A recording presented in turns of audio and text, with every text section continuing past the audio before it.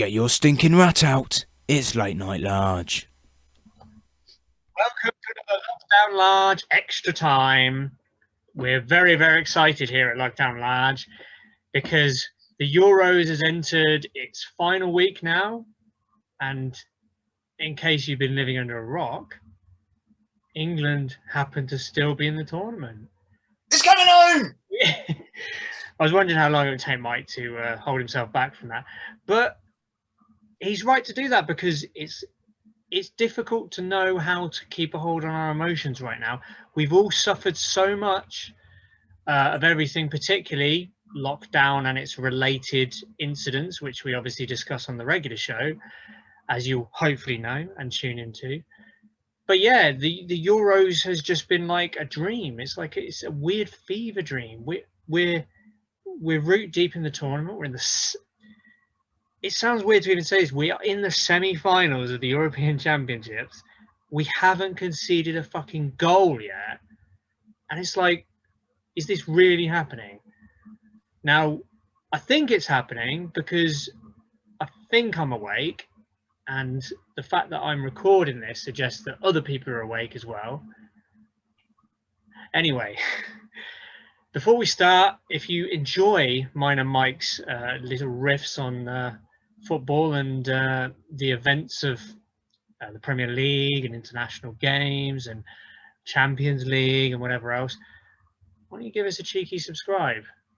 Because you might say, Lockdown Large, lockdown's over in a couple of weeks, but Lockdown Large may be over, but Late Night Large will never die. We will most likely continue the extra time version at least, so you will have your home here for football discussion. So please subscribe, click the bell so you know when we're out, and show us some love. Or tell us we were bollocks and you know what we did wrong. And, most likely that one. Yeah, could be that one. So, Euro 2020. Mike, before we get going, because obviously we're just going to review the quarterfinals this time. So Yeah. Apologies, by the way, for the last episode. It was a very, very long one. We possibly should have split it in half. But anyway, I was telling him the whole time. Yeah, no, he fucking wasn't. So we're up to the quarterfinal stage. The quarterfinal stage has just been completed. Mike, give me a hot take. What do you think the tournament's been like so far? How would you rate it? Do you think it's been one of the best tournaments, or? Well, I was actually just about to ask you the same thing because I do think that it's been right up there. Definitely in terms of Euros, but actually in terms of any international tournament, to be honest. I'm cautious about saying that.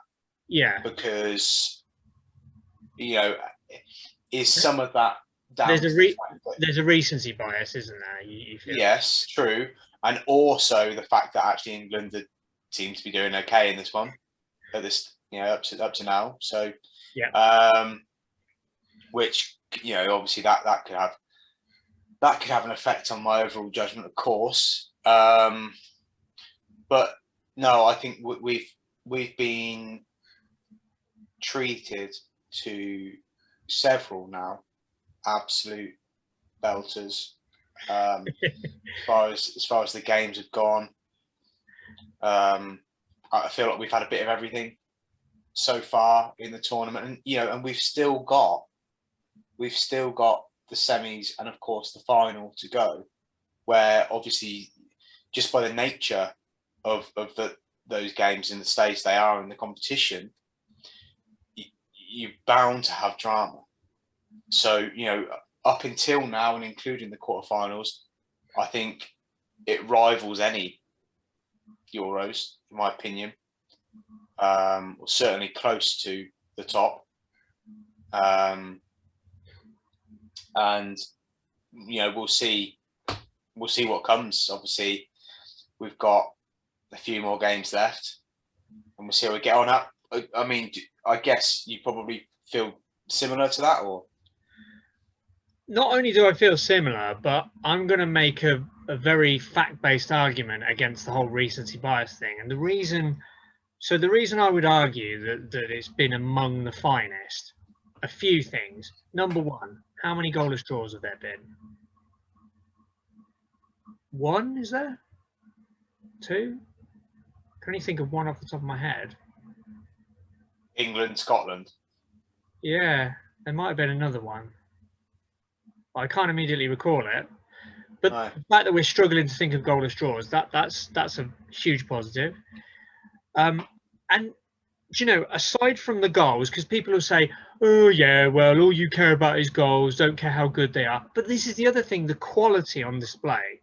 So there's been something for everyone in this tournament, and I would argue there's been very high quality in refereeing. There's been very high quality in goalkeeping. There's been very high quality in headers. There's been very high quality in own goals. You know, you've seen that there's been very high quality pressing and passing games, particularly from the Italians and the Spanish. There's been very high quality in tactical manoeuvring. We've suddenly seen the renaissance of wing backs. I just think there's been so much going on at this tournament, but the biggest thing for me again has been the level of quality. If you look at all the goals as well, how many goals do you remember that were just a bag of nails? Like, oh fuck me, you know, 2 deflections, lucky as hell. I think the majority of them have actually been very high quality. Of course, we've had some, even the own goals have been quality. There's only, you can count on one hand the amount that have just been scuffers that have clipped off a defender and complete luck. You know, but I just think that the level of quality in so many aspects has been there. And you could even argue there's been some brilliant quality defending from us, particularly, and the Italians. Seems strange to say. It does. Really. I know it Italians, does. you expect it. It's in their DNA, isn't it? But, you know, you look at our defending and you might say, oh, yeah, but, you know, okay, we haven't conceded a goal, but how much were we under the cosh and whatever? And it's like, well, you know, defending from the midfield is part of that. But, you know, Luke Shaw's made a couple of brilliant last-ditch challenges. John Stones has been on his game. Kyle Walker has limited his fuck-ups and at least recovered enough. You know, and Luke Shaw's been one of the players of the tournament. Anyway, so me and Mike both, I think me and Mike would argue that this I think this is up there potentially. We'll see how the last 3 games go. I would argue potentially this could be in the shout with 2008 and 2000 for the best tournament of our lifetime Euros. No question. As long as, you know, like I said, there'll be inevitable drama. I don't think we'll fail to see something in the last 3 games. Obviously, the final itself holds a certain level of kind of prestige, if you like, but you know, I just think this is probably at least as good as the others that we mentioned before on a previous show. If you haven't watched it, sort your shit out. Get binge watching the previous Euros review shows on lockdown. Yeah, I mean, sort yourself out, really. But yeah, you're right. I think we've had records. You've mentioned a few of them on other previous shows. If you haven't seen them, sort yourself out. You know, we've had records, we've had goals, and we've had fine displays of defending. We've had minimal, what you would call boring games. Okay, there's been a couple that maybe haven't been fantastic, but that was early on, and then I think it is 2 0-0 draws. So I think obviously us and Scotland, and I think Spain and Sweden in the first lot of games. Yeah, that was the one. Yeah, but that's it. And then, you know, there's been something even in the draws. There's been something. You know, it's been 2-2 and something dramatic's happened, I'm glad to say that drama hasn't been based on, and I don't want to jinx it, touch wood, hasn't been based on dodgy VAR decisions or bad reffing. Like you said, the referee's been good. It's been based on, you know, the football that's been played. So, yeah, fantastic tournament so far. It's coming home. You had to Shall be. we review these games? Yeah, let's review these games. By the way, just before one more thing before we review them, the interesting thing about the semi-final lineup, I was just going to say, if you look at the 4 teams in the semi-final, don't you think it's fascinating that 2 of them are teams with exceptional defensive records, stand out of the tournament, us and Italy, and the other 2 teams are the ones that were among the slowest starters. So Spain didn't win a game till their 3rd. Denmark actually even lost their first 2 games and scraped through.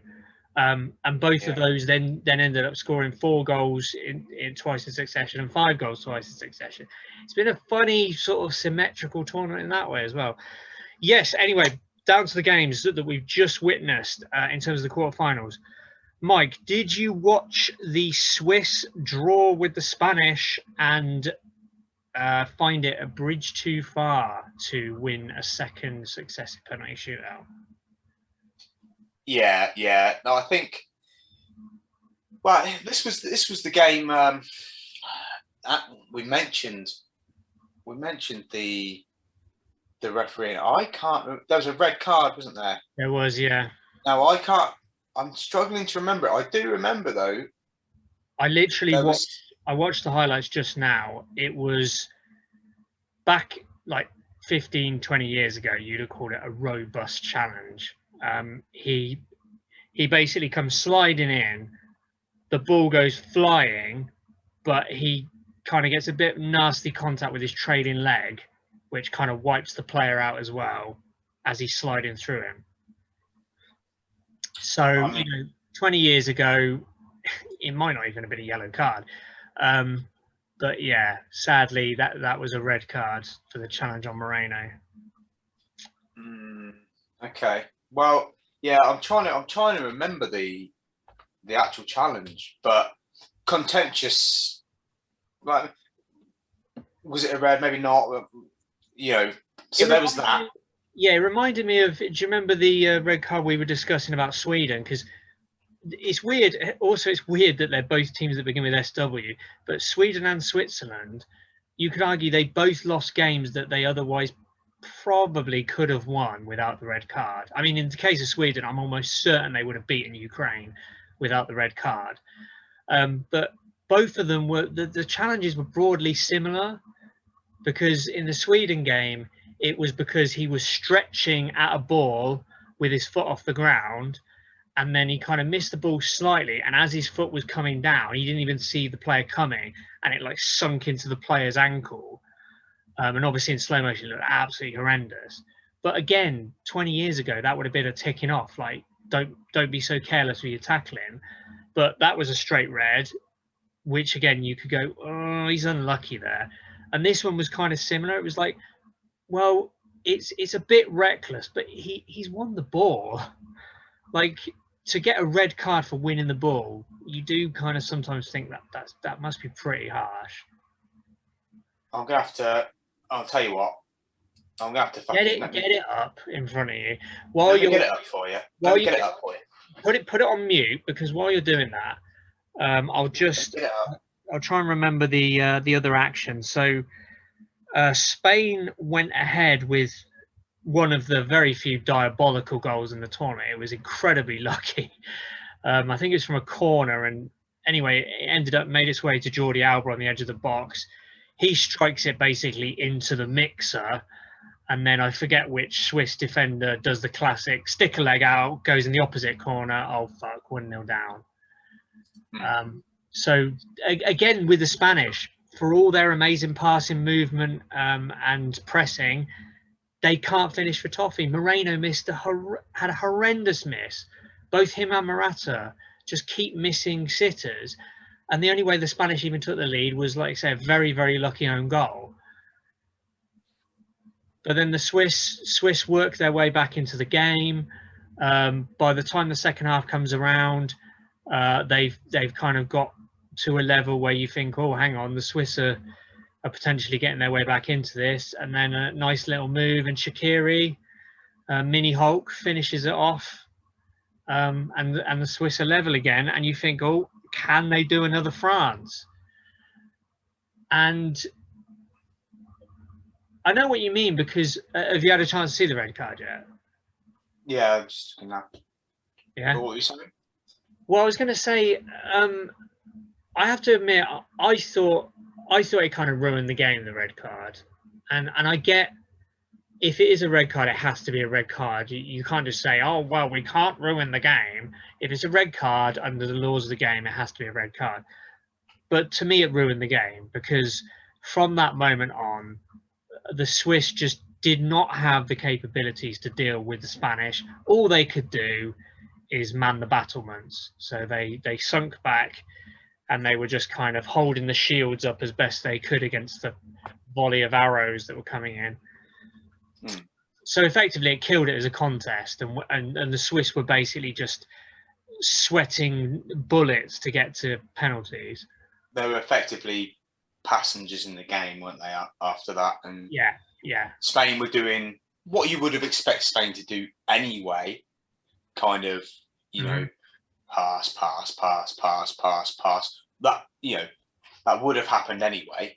I think, to a degree, but would it have been at a level that completely kept Switzerland out of the game when they really weren't? No, it killed the Swiss resistance effectively because Switzerland could no longer rely on any kind of transitional counter because they just didn't have enough players and they were being pulled this way and that. I believe. Another thing as well that really hurt the Swiss was didn't Mbolo get injured quite quickly early on? Yeah, and he has been. He's been a big threat for the Swiss. I know he hasn't. I'm not sure he scored a goal, but he's been similar to me. He's had a similar impact to Alexander Isak. He gets the ball, and you think, "Oh, something's going to happen now." He's big. He's strong. He's good with the ball at his feet. He's a bit unorthodox. So I would argue he's actually, if anything, maybe doesn't look quite the quality of Isak, but he maybe be even more effective. I'd probably agree with that. Yeah, he was such a good focal point for them to build attacks around. It was a killer losing him, and then, like you say, losing. Sorry, I forget who got red carded. Sorry, I can't think off the top of my head, but it was a killer. It did kill the spectacle, so it was a bit harsh. But I mean, the penalty shootout, Mike. Pens. Yeah. Again, that was a heck of a penalty shootout for drama because, I mean, as much as I enjoy watching the Spanish and as much as I think Luis Enrique is a fantastic coach, I again was obviously crossing my fingers for the Swiss. I just thought, come on, see if you can pull it off again. But it was a bridge too far. Even though they did the same thing as they did with the French, they got the Swiss to go first, and the Spanish to go first. And was it Busquets comes up first, hits the post, and you're like, is it on again? But sadly, I think the Swiss scored their first penalty, but then they started missing, and they never really got a foothold. Vargas, who was very impressive, I thought Vargas and Zuba were very good for the Swiss. I thought it was harsh on Vargas that he missed his penalty, cracked over the crossbar, because he was one of the brightest sparks for them. And then, of course, the Spanish. I've actually forgotten who scored the winning penalty, but I think the Spanish won 3-1 in the end on penalties. Too much to hope for the Swiss to win 2 penalty shootouts in a row.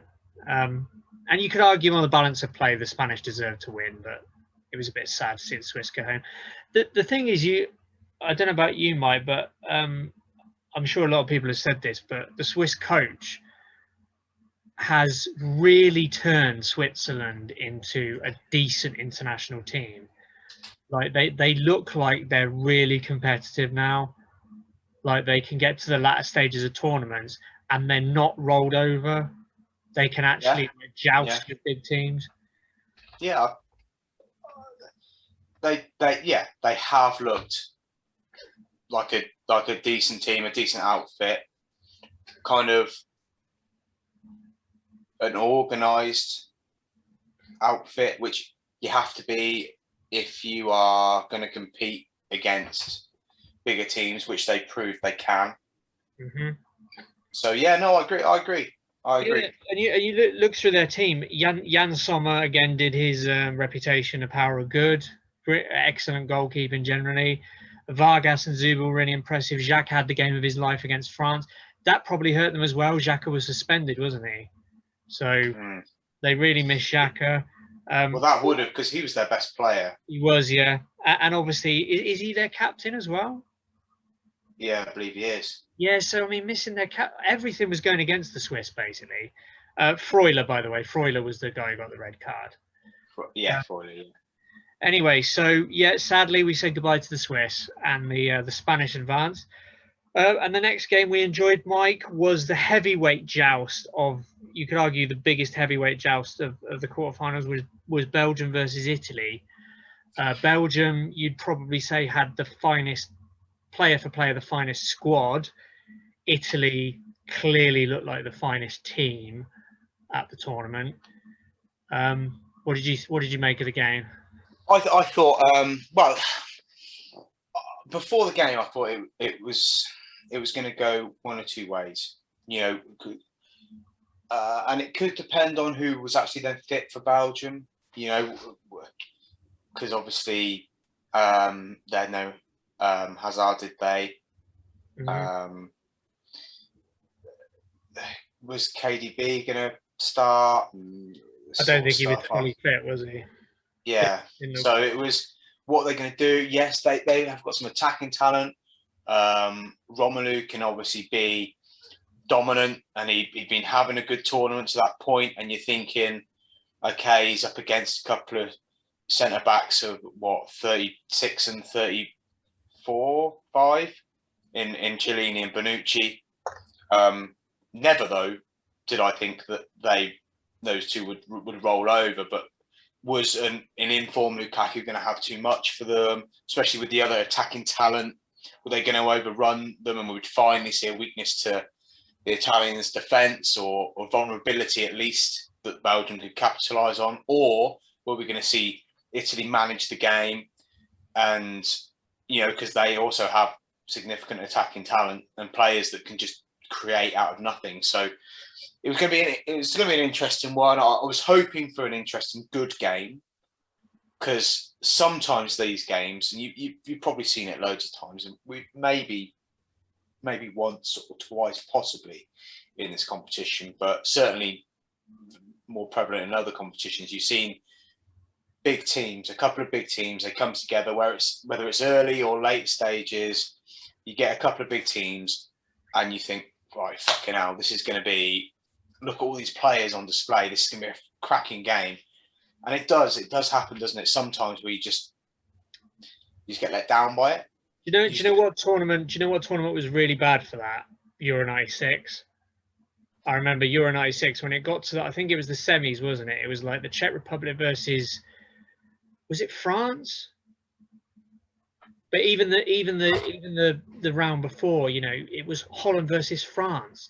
All that talent, and they were goalless and went to a penalty shootout.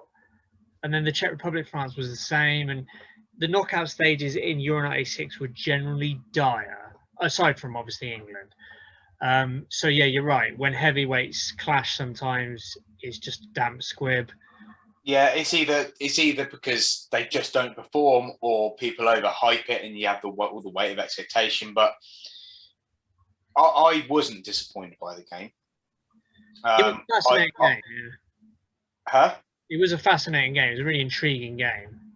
It was. You know, and a lot of the players that, not all of them, obviously, because, you know, one set of players had to lose, which means that, you know, you're never going to have, that losing side was never going to have 11 players on the absolute top of their game. But both teams, I think, had players that gave good accounts of themselves. And when you have two teams with fantastic players in, that means you're going to get some entertainment, right? I was concerned. Oh wow, I'm happy that. I don't know if I want to say happy, because I really liked Spinazzola, and he obviously got injured, didn't he? which if we end up playing the Italians now, It's going to be a benefit to us. Yeah. yes, because he's looked fucking dangerous. He He's has looked. He's been. You can argue the source of most of their creation down that flank. He's been exceptional going forward. He has been fantastic going forward, and and they've almost had a situation whereby he almost has like a free roam and a free roll and the right back, whoever that is at the time, it's been Di Lorenzo the last couple of games, so they almost come in and they form that familiar back three that you see in Italy. But he's had free reign. It's a shame for this next game coming that Spinazzola's injured. But if we do end up meeting them in the final, then it's a fucking good job, to be honest, because I think he would have caused us lots of problems. I do. Yeah, I do. No, he definitely. Yeah. So, and it was a good game. It was a good game. Hazard, the Hazard that did play, he's looked very dangerous. So his opposite number from that left kind of wing back position. He's a great tournament. He looked dangerous still. You know who? I mean, I've got a few talking points, but while you're talking about players that impressed us, how good did Jeremy Doku look? Fucking hell! I was going to come to him. Yeah, I was going to come to him because he looks like a fucking dynamite. Do you know he reminded me, because obviously it's Belgium, he reminded me of Mboa Penza, but like a massively upgraded version, because he played like him in the sense that he's all tricks and pace, but he just looked 2 or 3 levels above him. And the big thing to remember, I think, is the fact he's 19. Yeah, and he looked. I mean, I think the Italians, as much as they do panic at the back, there might have been a bead of sweat when Jeremy Doku got the ball, because he was so unpredictable. And obviously, we nearly had the goal of almost any tournament when he sidestepped, 3 Italian challenges and then just cannoned that shot in that was like, what, a couple of inches clear of the bar? Imagine if that had slammed in off the crossbar. Honestly, orgasmic that would have been. It would have been. But he played fantastically well. And he's someone that can consider himself unlucky to be on the losing team. But like I say, when you have 2 heavyweights, one of them's got to lose. So do you think it, other than all the all the little bits and pieces, but do you think ultimately it came down to the quality of the coaches? Because we had 2 Roberto M's, didn't we?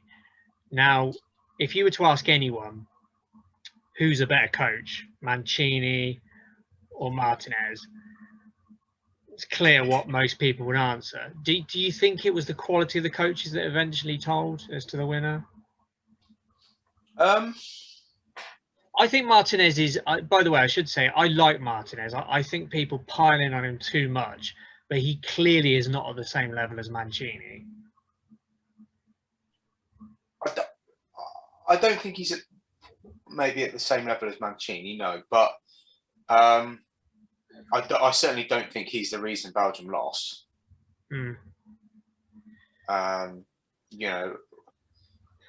So, okay. The reason they lost is because Italy scored more goals than them. Okay, well let's quickly go over those goals, Mike. So we had obviously Italy took the lead, Barella, with some fucking superb footwork inside the box. You say quick footwork as in transferring one foot to the other, but it was the way that not only did he transfer it from one foot to the other, but immediately managed to whip in a snapshot right in the side netting of the goal. Like, it didn't even look like he was looking up. It's like he already had the picture in his head when he was doing it. And obviously you had the hilarious stroke embarrassing image of Ciro Immobile rolling around on the floor trying to claim a penalty. I mean, that is right, and I'm going to get this out of the way now. I do actually like watching Italy play. I love, for me, a lot of them, in a lot of ways, and I'm gonna sound like I'm contradicting myself in a moment, but I know what you're going to say here. in a lot of ways, a lot of them are what I would call proper footballers. Proper football, as in like you see, like you have Chiellini and but they always have a fantastic goalkeeper because, well, they had Buffon for so long, and Donnarumma's, of the same ilk, to be honest, and there's certainly the capacity to go on and do the same fantastic things. They have those defenders that are absolute. They live for defending. Like Chiellini and Bonucci, it's like you get a feeling they get off on it. Like you've seen them, they celebrate a clearance, like clearing the ball, like they just scored a goal. They fucking love it. And they'll throw themselves around. They'll stand up. They'll be strong. Chiellini had Lukaku in his back pocket. It's a 36-year-old man. Lukaku in his back pocket. Physically dominated him as well. He looks about 10 years older as well, you should say. Yeah.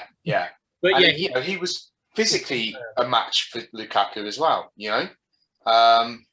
And they've got wonderful footballers, and then their midfield, and they're not scared to get a challenge in, and they'll put themselves about. Verratti, perfect example of that. Beautiful passing array. Loves a challenge, maybe a little bit too much sometimes. Jorginho, how good has he been? Jorginho, with his lovely range of passing, just recycling possession. But Barella, he's also what fantastic account of himself. And then they've got these attacking players that are just Immobile for me is if anything their weak link. I think I said that before, but I don't rate him as much. He's capable of scoring good goals. Yeah, he doesn't seem to make the step up. You know what I mean? Like he's been so good in Serie A for so long, but everyone's always going, "Hang on, he's won this many, golden boots in Italy. Why is he not scoring regularly for Italy?" He just doesn't seem to be able to bridge the gulf the way that other players do. But but they have. So you were commenting on that particular incident, though, Mike. Come on. Rather than lavishing praise on Italy, I was talking about. Sorry, but then that for me is they just gamesmanship. I don't mind a bit of gamesmanship.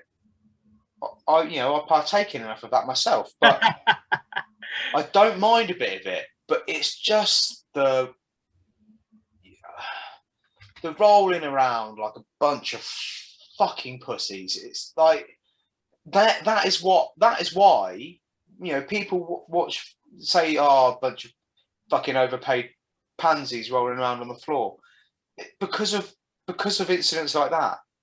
And they're just, like I say, gamesmanship is one thing, but for fuck's sake, it just gets embarrassing. And that particular incident, for fuck's sake, it was very, very funny, but at the same time, you were cringing inside. I couldn't laugh at it. I couldn't laugh. It is quite shameless. For anyone who hasn't seen it, Ciro Immobile, he does the usual thing. He gets a slight bit of contact in the box, which was probably fair. He immediately withdraws his leg and collapses and begins clutching his leg with the screaming. He rolls back and forth. The play then continues for a good 4 or 5 seconds while he's still rolling back or forth in the penalty area. Only for, like you say, I think it was Verratti who set it up, and then Barella dances in between 2 or 3 defenders and slams it into the corner. And then you just get Immobile kind of lifting his head, gradually get to my feet and then jog over and like, yes, we scored. I'm not injured at all. There's nothing wrong with me at all. For anyone who's watching who might not be that into football and you're just watching because you find us amusing, people who enjoy football like us, we hate that as well. Like, it's not something that we like to tolerate. We know why it's done. It's to try and gain an advantage. But in my mind, what would have been very nice in that situation was after the goal had been scored, is if the referee walked over to Immobile and showed him a yellow card. That would have been amazing, because you could see Immobile clearly with no limp or lameness went over to join the celebrations. Therefore, he's not injured. So, yeah, that was embarrassing. And then we had Mike. I'm going to say, I don't know if you're going to agree with this, but it might be, maybe I'm being a bit harsh, but the Insigne goal. So I know there was loads of praise lavished on this when he bent it into the corner. Yeah. By the way, that is a good skill. What are you going to say? What I was going to say is, I think it was piss poor defending. I actually don't think it was very good goalkeeping either. So let me explain. That, you know, a lot of the pundits said the same thing about the defenders. You know, we were saying Chiellini and Bonucci, they're ancient, but they're still superb defenders. You know, you might say it's the Italian DNA. They don't need pace because their brains are wired. They know where danger is. They know when they can be physical. They know when to put in a challenge. They know when to hold off. They are just skilled all in their blood to defend. Now, Belgium have very talented defenders, but they don't have that DNA, and they're getting old. Particularly Alderweireld. Vertonghen is looking really creaky. But yeah, particularly Alderweireld, and I don't know who else, but Alderweireld was so slow in closing down Insigne. Insigne had like a good 2 or 3 seconds. He takes the touch, he puts it where he wants it, he sizes up the goal, and Alderweireld's just kind of standing off him like, oh, what's he going to do? It's like, go out to him, stop him from lining the shot up. And then just to top it off, in my opinion, I know other people would disagree, Courtois, to me, I don't think he's got his angles very good. I think Courtois, for some reason, is standing over nearer to his right-hand post. Now, I don't get that because Insigne is almost in the middle of the 18-yard box when he takes the shot on. Why is Courtois not sort of about the same distance from each post? Because that way he has the ability to reach either corner, unless it's an exceptional shot, you know. But by positioning himself closer to his right post, for what reason I don't know, it gives Insigne an enormous target to aim at. And of course, Insigne manages to bend it far enough out of his reach that Courtois at full stretch can't reach it. Am I nitpicking, or I don't know? I would say the Courtois assessment was maybe a bit nitpicky. You're correct about the defending, though, but I still think take nothing away from the finish. It was fantastic. Yeah. It just would have been a better finish if the defenders were doing their job and actually closing him down, and he still managed to pick it out. Anyway, brilliant finish from Insigne. And then Belgium get back into the game. It was just before half time, wasn't it? They get back in the game. Mike, did you think it was a penalty? Because there was a lot of discussion about, oh, that's maybe I'm not seeing what they're seeing, but I thought it was a definite penalty.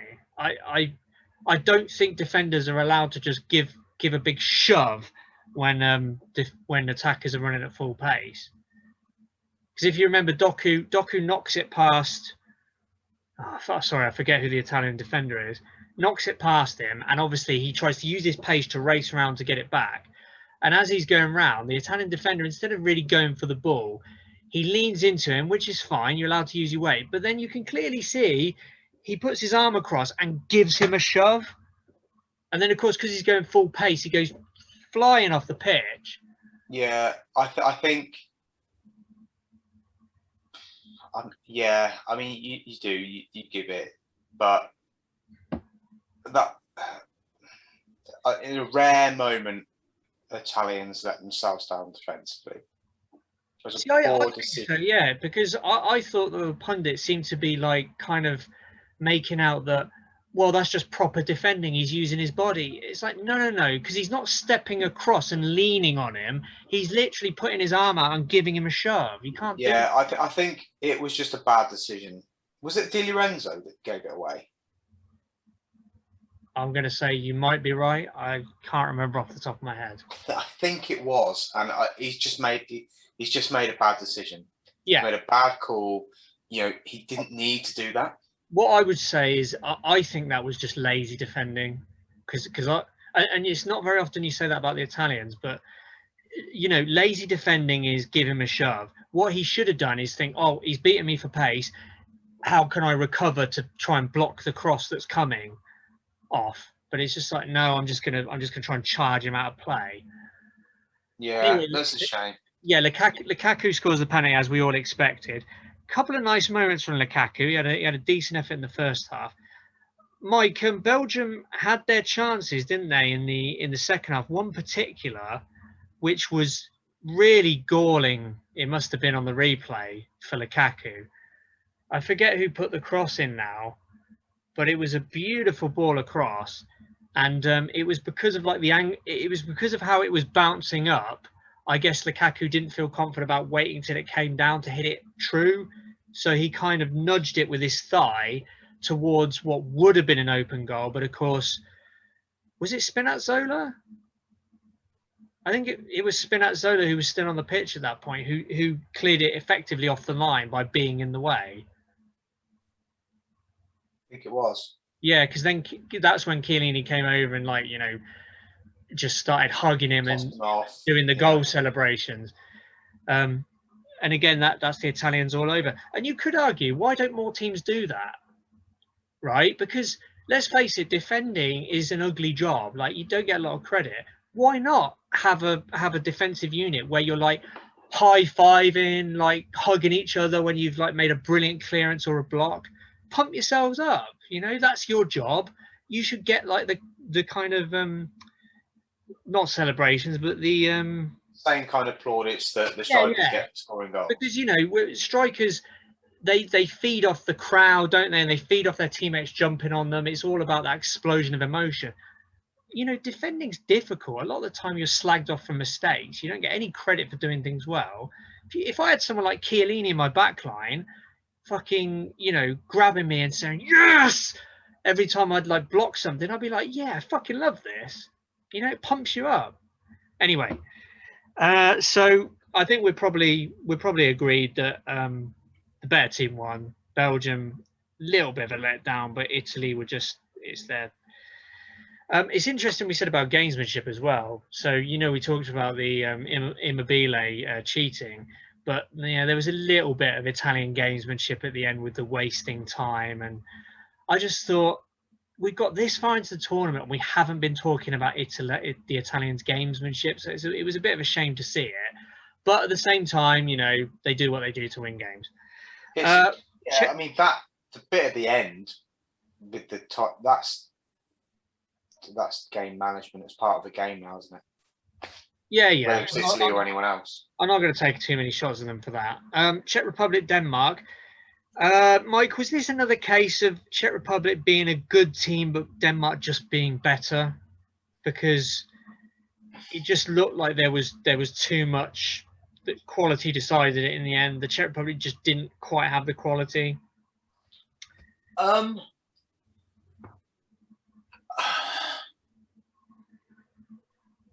Yeah, I mean, I've only seen. I didn't watch the full game. This one. Okay. I missed the first goal. Basically, what happened is Czech Republic shot themselves in the foot because their really piss poor marking from a corner meant that Denmark basically scored, I think, pretty much an unmarked header from a corner after 5 minutes. So really, that you could argue that lost Czech Republic the game, because after that, Denmark had them exactly where they want them.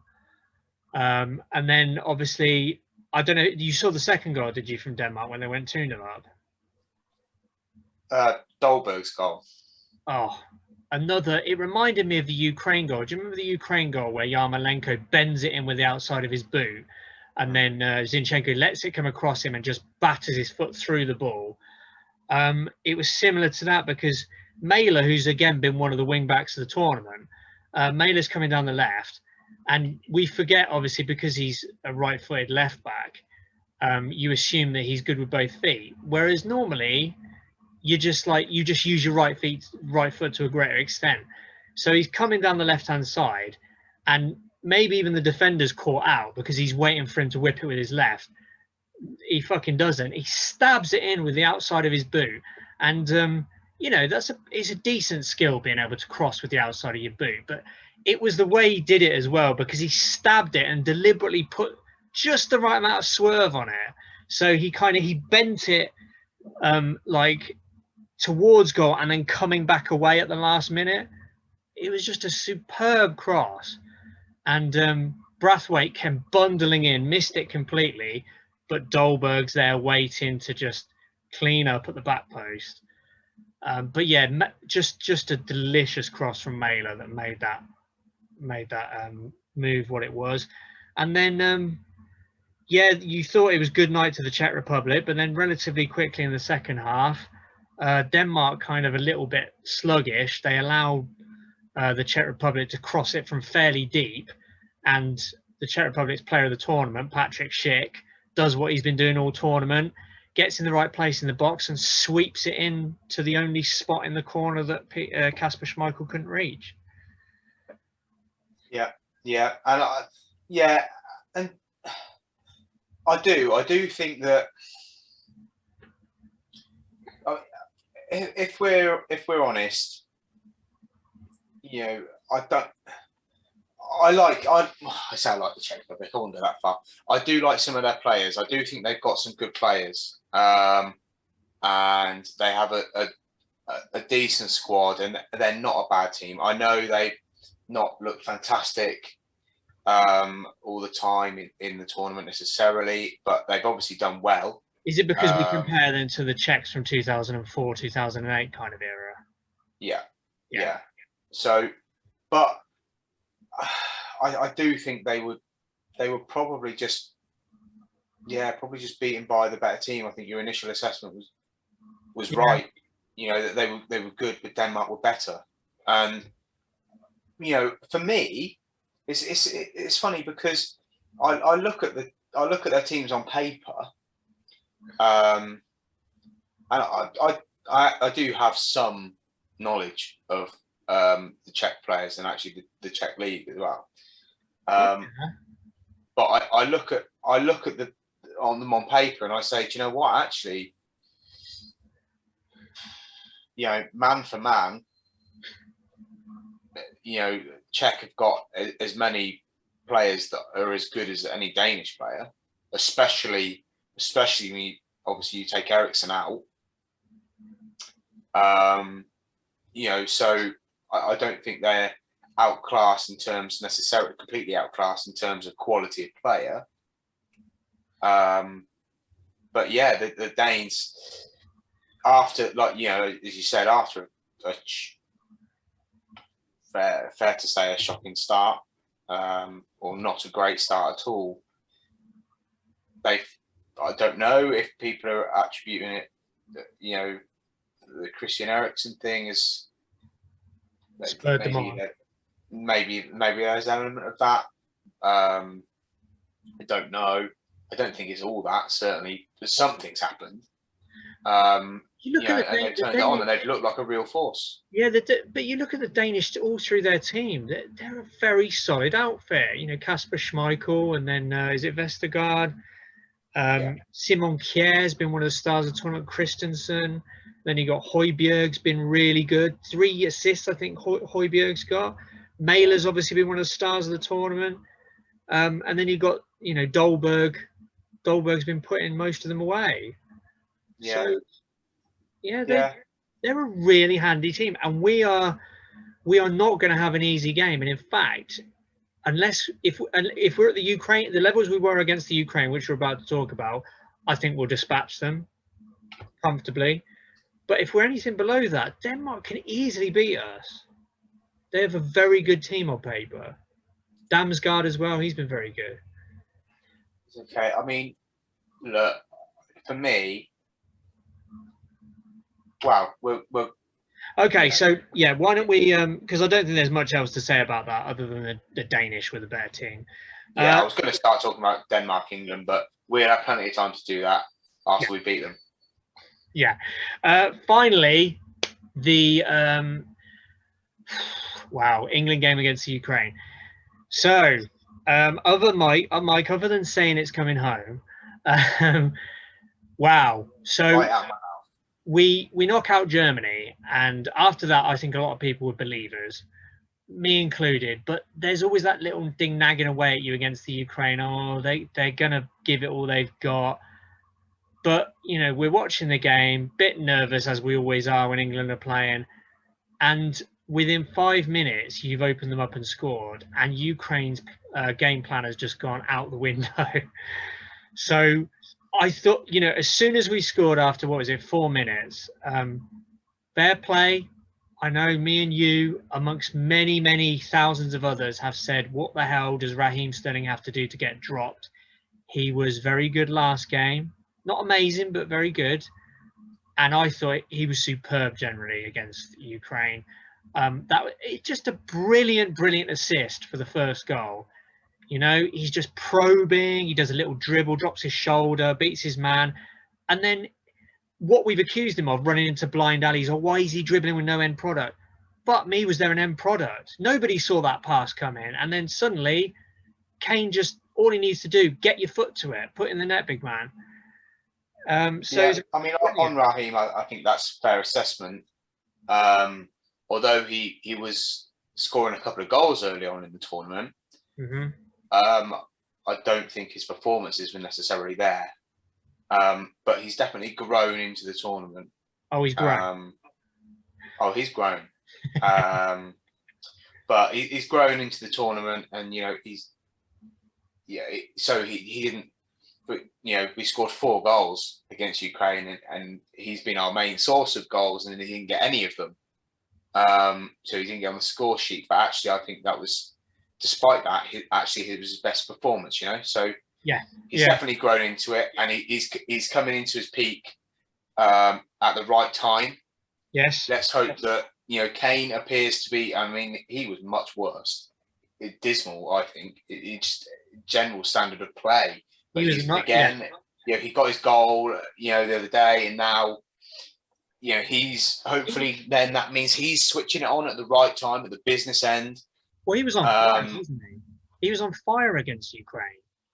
Yeah, that's what I mean. So scores 2 poachers classics, and then hits a fucking Van Basten volley that, that again would have been a contender for goal of the tournament if the keeper doesn't tip it wide. Yeah, so Mike, I'm going to say something to you. I put this on social media. I thought that was the best England performance I've seen since the 5-1 against Germany, which was 20 years ago now. I know we've had 1 or 2 other really good performances, that you argue, what was it, the 4-1 against Croatia away where Walcott got the hat-trick. There's been a couple of other decent, but I'm talking about start to finish demolition jobs where we were never under any threat and we had the game under control and a stranglehold on the opposition. Off the top of I'd probably have to think about it quite a lot to argue with that. Yeah. So there's no immediate, no, you're wrong. I can't. And if there was, I would come out with it. Yeah, I can't say enough good things about the performance, which I'm sure you're probably pretty much on the same page. I'm not sure there was a player who didn't play out of their skin. We even got away with a couple of howlers from Pickford.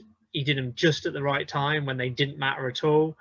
I think Kyle Walker made a couple of boneheaded things, but again, he recovered them. Sterling on fire. Not only did he assist the first, lovely little back heel to Shaw to set up one of the other goals.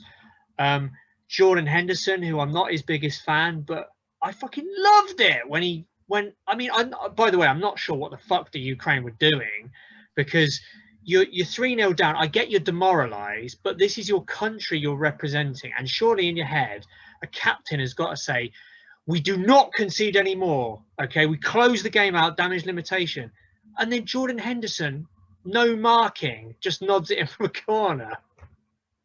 Yeah. But fair play to him. Well, yeah, I mean, he's got his goal now, so he can stop taking penalties off people. Yeah, I was thinking that, yeah. Which is a good thing. But yeah, no, do you know what? Kane's come into form at the right time, the business end, like I said. Sterling, I feel like he was, I don't think he was at a level despite getting a couple of goals, he definitely is now. He's grown into it. He's probably been our best player. And it was nice to see Mount back in. Sancho got a start. Sancho was very good to see that, yeah. Interesting, signs for United. Boom, starts. No, but the thing is, Mike, I'm looking at it and I'm thinking first thing I'm thinking is Southgate knows what he's doing. We need to all shut the fuck up. Honestly, I'm thinking that. I'm thinking I don't care what anyone else's opinion is. Southgate is the manager, and he's proven he's got the minerals to do what's required. Now, one thing I was really impressed with the Ukraine game, he brings on all kinds of substitutes to give them minutes because they've not been involved for whatever reason, and the substitutes don't let anyone down. There's no errors. They're playing at the level we need them to. How good is the coaching and the management where you're bringing in players and they all know what they need to offer? They know the level that they're required to put in. And I mean, that's got to just demoralize opponents. We start a game, with, take your pick who's playing up front. The front three, you've got Kane, Sterling, and another, whether it's Foden or Mount or whoever. And then you take one of them off, and then Rashford's coming on, or Sancho's coming on. Like, any player that we bring on is just going to have their defenders like, fuck's sake, got another problem to deal with. I've never known a situation where we've not just got a first 11 on really on form, but we're bringing on substitutes and they're all making a difference. Against the Ukraine, you get, who were two of the scorers? Maguire and Henderson, who at the beginning of the tournament, we were saying, why are they in the squad? Is this just like overzealous loyalty? And then we did suggest, maybe Southgate's like, this is a gamble because we'll need them later in the tournament. Well, it fucking was, and it's paid off. It's paid off completely. Maguire is absolutely dominating at the back. He's the leader we needed. Henderson is coming in and he's doing exactly what we need him to do. I've never known a situation where I can't criticise England in any sense. I think we are absolutely 100% where we need to be. I don't know. Contradict me, Mike. I love to. I can't. I think it's clear that what we've got is a squad that is not only very together, is there a sense of togetherness, but that are willing to play for each other, and that back each other as well. There's no fucking how come he got to start or whatever. Whoever it is, everyone looks like they want to play with each other. Whoever's playing, is Sancho coming on, or is Rashford starting, is Foden starting, or whatever it is, they all look like they're happy to see each other and they want to play with each other and they want to, and they want to do good things and they believe in each other, and that's obviously that kind of cohesion in an international side isn't always easy to get. But Southgate's achieved that, and not only do we have that, but like you mentioned, we've got a lot of players that have either been in fantastic form the whole way through, or that have been managed in a way, whether we understand it or know understand the reasons for whatever, they've been managed in a way so that they are actually coming into form on the business end. So you've got those players that have been great the whole way through, and the other players that have actually now coming alive, just like it. And it looks like the rest of the squad and the players themselves, it looks like they always knew they would. Like they believed, so Gareth sold them this idea, or almost like he said, it doesn't matter because this is what we're going to do. And, okay, you might not be on it for game 1 or game 2, but by game 4 and game 5, we're going to have you doing X, Y, Z, working on X, Y, Z, have X amount of game time, exactly what you need, and you're going to be on fire. And they've gone, okay, I believe him, I trust him, and it's happening. So I don't remember, because I was as skeptical as anyone. I can be pessimistic sometimes before, and I look at the squad, the individual players that made up the squad, and question this and question that, and go, well, he hasn't been in good form, has he? Is our defence actually that good? We're going to play so defensively, but actually, are they good enough to play defensively? We're just inviting players onto our teams, onto our weaker players. Is that what we're doing? Skeptical. I call it, cautious, but maybe slightly pessimistic. And and game by game, performance by performance, the team and any players I question have shut me the fuck up, and probably a lot of other people as well. And and they've delivered, and they've played to whatever the game plan is. Whatever look, it doesn't. It looks like Gareth said, right, this is what we need to do to win this game. This is your role. This is what the team needs to do, and this is your role within that team. This is what you need to do.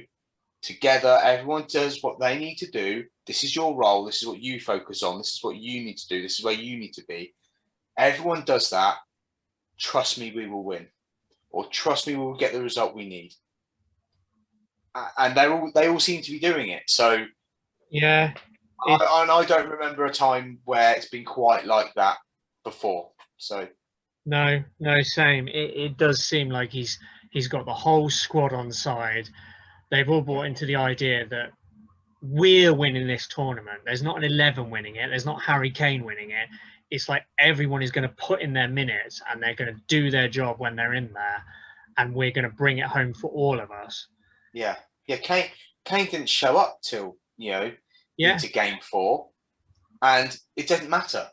No, because the other players did their job. And who would have thought that before?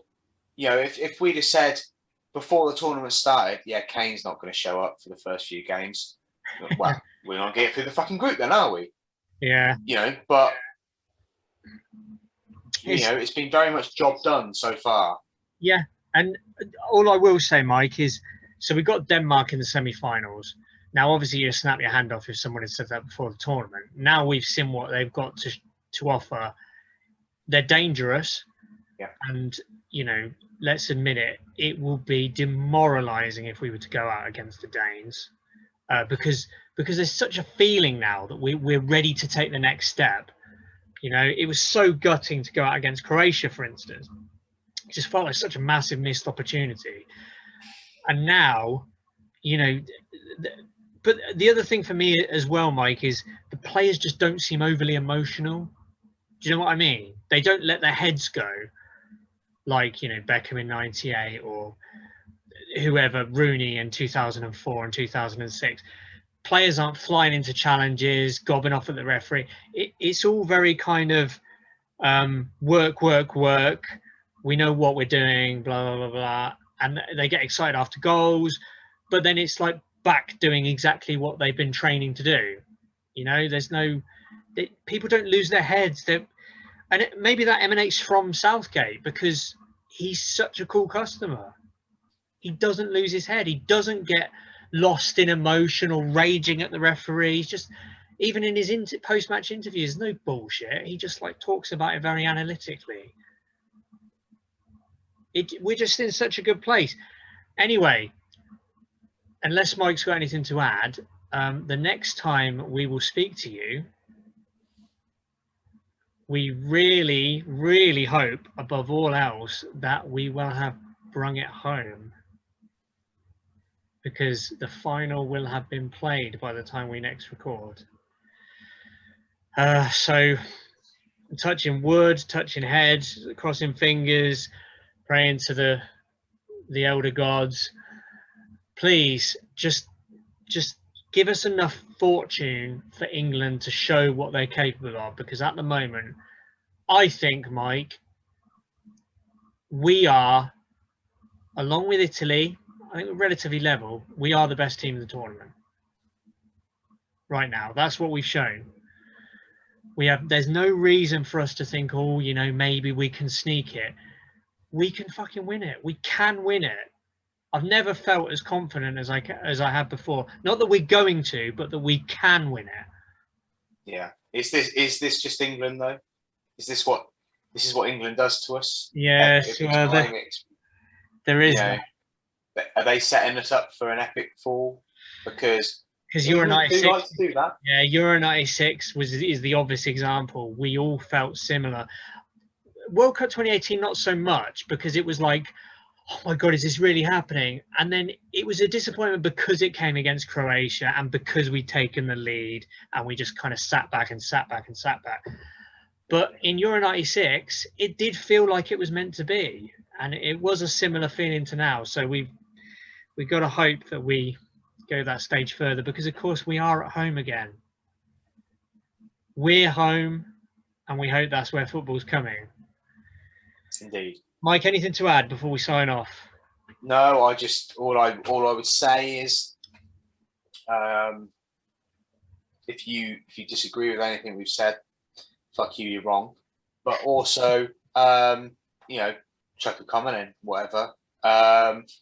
Yeah, slide into our DMs. Slide into our DMs, yeah. No, let us know.